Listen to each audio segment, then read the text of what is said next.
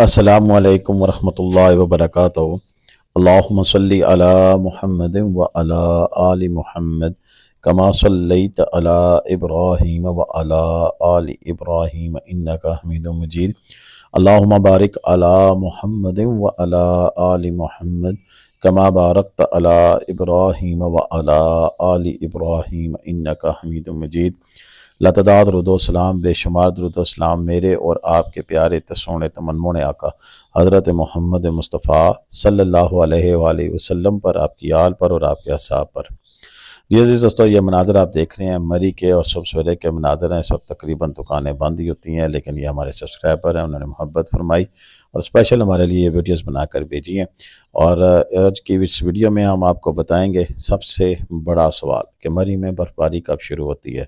जी हाँ, तकरीबन गुज़श्ता कई रोज़ से मेरे पास मुख्तलिफ लोग बड़ा मैसेजेस कर रहे हैं, पूछ रहे हैं, सवाल पूछ रहे हैं कि मरी में बर्फ़बारी का आगाज़ कब होता है और आजकल मरी में मौसम कैसा है। तो आज के इस वीडियो में हम मुकम्मल डिटेल आपको फराहम करेंगे, मौसम की सूरत हाल के साथ साथ ये भी बताएंगे कि मरी में बर्फ़बारी का सीज़न कब शुरू होता है और मरी में कैसे सेफ़ तरीके से आया जा सकता है। वीडियो एंड तक देखिएगा। वीडियो में इंशाल्लाह हमारी कोशिश होगी कि आपके मुकम्मल जितने भी सवालात हैं उनके जवाबात दें और इन सवालात के जवाबात की रोशनी में फिर आप जब अपना टूर और प्लान करेंगे, ट्रिप प्लान करेंगे, तो फिर आपको किसी किस्म की परेशानी का सामना ना करना पड़े। दोस्तों, आज 1 नवंबर है और जुम्मतुल मुबारक का दिन है। उम्मीद है कि आपने भी जुम्मे की नमाज़ अदा कर ली होगी और आज जुम्मे की नमाज के अलावा जितनी भी इबादत आप करें उसमें मुझे भी दुआ में शामिल कीजिएगा। और आपके लिए भी मैं दुआ करूँगा कि अल्लाह ताला सबको दीन और दुनिया की कामयाबियाँ अता फ़रमाए और सेहत वाली लंबी ज़िंदगी अता फ़रमाए।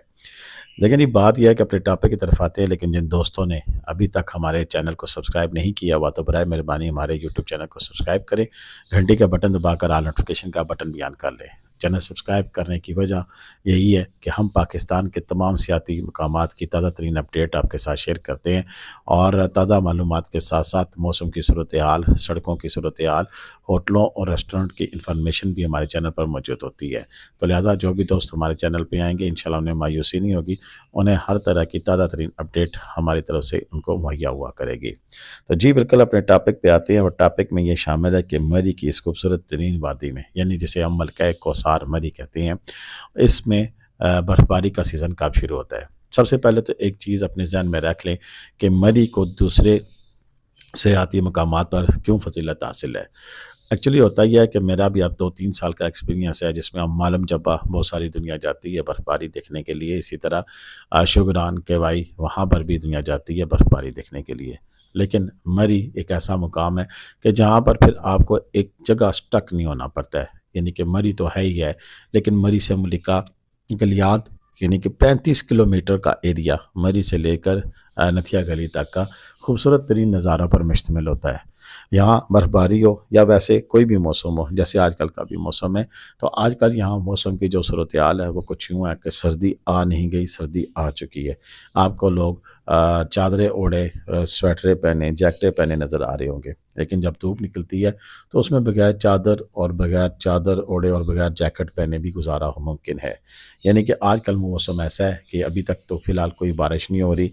अगले इस पूरे हफ़्ते में मौसम साफ़ और कभी कभी अबरालूद रहने का इम्कान मौजूद है, लेकिन 9 नवंबर से फिर हमें कुछ बारिशों का सीन नज़र आ रहा है।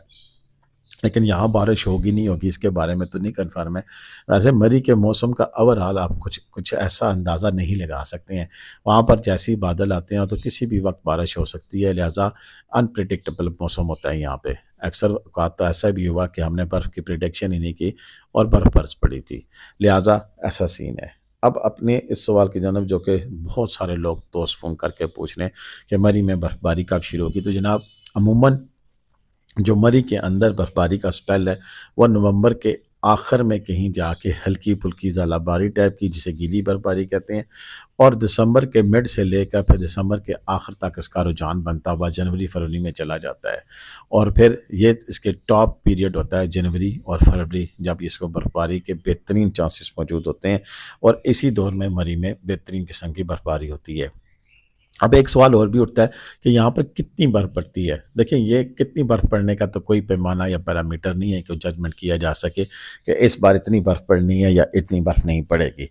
ये तो मेरे रब कादिर करीम की अपनी रज़ा है कि वो कहाँ क्या कितना बरसा सकता है, बरसाता है।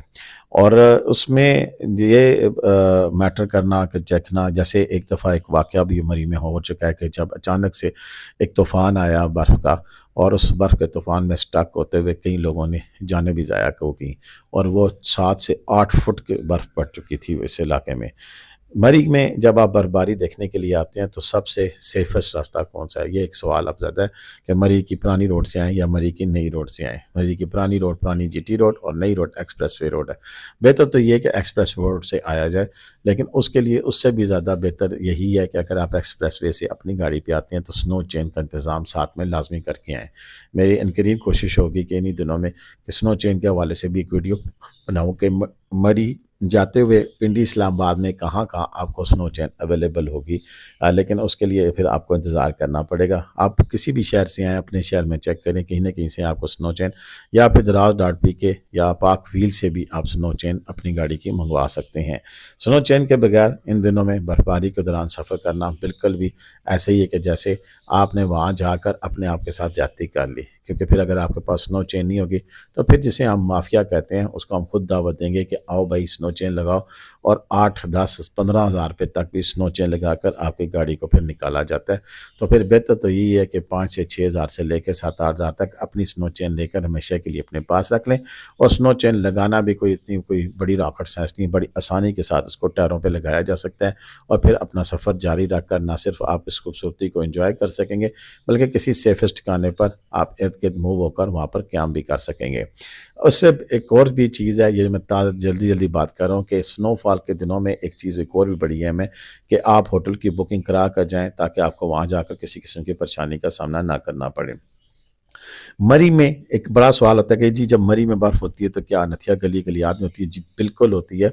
और ये फिर पूरी बेल्ट, जैसे कि मैंने आपको बताया, 30 से 35 किलोमीटर की जो बेल्ट है ये सारी बर्फ़ की रेंज में आती है, और इंतहाई खूबसूरत नज़ारे देखने को हमें मिलते हैं। मेरी आपसे यही दरख्वास्त होगी कि जो लोग भी बर्फ़बारी देखने के लिए आना चाहते हैं वो दिसंबर के मिड के बाद से मौसम की जो अपडेट है उसको देखते हुए, ज़ाहिर बात है हम भी साथ-साथ आपको अपडेट्स फराहम करते रहेंगे। फिर आप मरी का चक्कर लगाएँ और आपको इसके खूबसूरत तरीन नज़ारे देखने को मिलेंगे। और जब भी आप दोस्त तशरीफ़ लाएँ तो अपनी ज़ाती जो केयर है करने के लिए उस चीज़ों का ख़्याल रखें कि बच्चों का दूध, दुआयात, बड़ों की दुआयात, इसके अलावा कोई ऐसी चीज़ जो आप इस्तेमाल करते हैं और वो आम नॉर्मल रूटीन से हट कर नहीं मिलती है, तो वो चीज़ें अपने साथ खाने-पीने की लाज़मी रखें। इसके अलावा ड्राई फ्रूट, बिस्किट्स वग़ैरह ये चीज़ें भी अपने साथ रखें। कभी भी किसी वक़्त कहीं भी अगर आप स्टक हो जाते हैं तो कम से कम आपको खाने-पीने की अशिया और प्लस मिनरल वाटर, पानी का क्रेट लाज़मी रखें, कि पानी की ऐसी ज़रूरत है कि हर जगह जाकर पानी किसी को मवाक़िफ़ नहीं आता, और फिर उससे प्रॉब्लम्स भी होती हैं। आज की वीडियो इतनी थी, मुझे आप इजाज़त दीजिएगा। पाकिस्तान ज़िंदाबाद, पाकिस्तान पाइंदाबाद। जीते रहें, खुश रहें, आबाद रहें। अल्लाह हाफ़िज़।